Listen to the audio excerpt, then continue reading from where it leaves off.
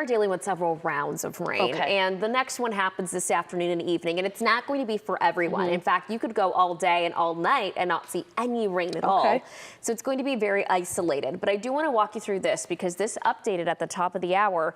We're talking about our severe weather outlook. Portions of far western North Texas now under an enhanced risk. That is a level 3 out of 5 for the likelihood of strong to severe storms, and this brings on the potential for damaging winds and hail up to quarter size. Now, this is going to be a very isolated threat. The western half of DFW, including Tarrant, portions of Denton County towards the west under a slight risk. That's a level 2. Anywhere east of that is a marginal risk. That's a level 1 out of 5. That means a very low end threat. The timing will be late afternoon and evening.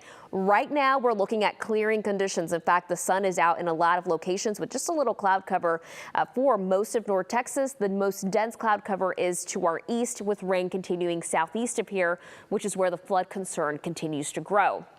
Here's a look at the timing. I'm showing you the clock here around 1 in the afternoon. Watch what happens this afternoon. 2, 3, 4, 5. I'm stopping the clock at 5. We could see an isolated storm along the I-35 corridor, Denton County towards the north. But where I'm going to be watching is out here, where there will be very destabilized air. That's close to Abilene. That's where we're going to see the potential for those isolated storms that can contain hail and strong winds. And I'm taking you to 7. Between 5 and 7, these storms don't move very much. They mainly stay along western North Texas, and they do take a dip towards the south. Meanwhile, we could see some isolated activity closer towards the Metroplex, but rain coverage, it's not going to be that high. In fact, I have dropped our rain coverage to about 30% for tonight. We could still be dealing with an isolated storm as we head into very early Friday, but most of us will be dry. We'll just be dealing with the cloud cover and the humidity that's staying with us, of course. This is now showing you Friday around 7 in the morning, and we see some activity closer towards the Red River. But we're not done there. Between now and Sunday, we could see another 1 to 3 inches of rainfall. Most of us closer to the 1 to 2 inch range, but some isolated amounts closer to 3. If you are west of North Texas, we're looking at slightly higher amounts. Same for areas southeast, slightly higher amounts. Rain coverage will be relatively low between today, tonight, and even most of Friday.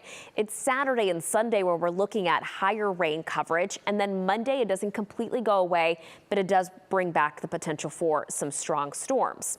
Here's a look at how your weekend plays out. This is late Friday into early Saturday, so I'm going to take you through Saturday very early on, stopping the clock around 7. We see this front approaching, and that front, it's going to interact with all of that moisture that's in place. You can feel that humidity, and it's going to bring on scattered showers and thunderstorms. The threat for severe weather looks low, higher rain coverage to our west, which is why we'll see the higher rain totals out west. But we do see additional rounds of rain on Sunday bringing on the highest coverage, lower amounts for the evening. Clyde Warren Park 71 right now. We're seeing that sunshine. It is going to be warm and humid, 74 degrees at DFW with a south wind anywhere between 5 to 10, gusting up to 20 miles per hour. And look at those temperatures, still in the low 80s through the weekend.